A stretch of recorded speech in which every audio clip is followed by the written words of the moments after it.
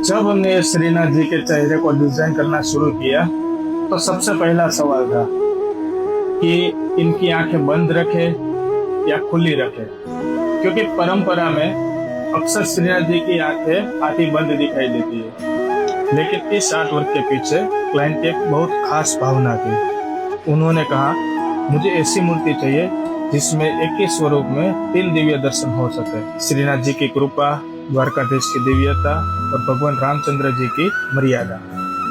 इस भावना को ध्यान में रखते हुए हमने इस श्रीनाथ जी की आंखों को खुला रखा, ताकि जब भी कोई इस चेहरे को देखे उसे सिर्फ एक भगवान नहीं बल्कि 3 अलग अलग देवी अनुभूतियां महसूस हो।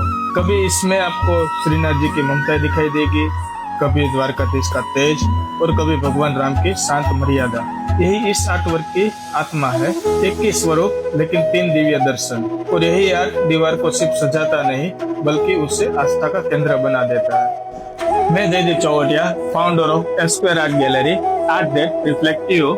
जय श्री कृष्ण।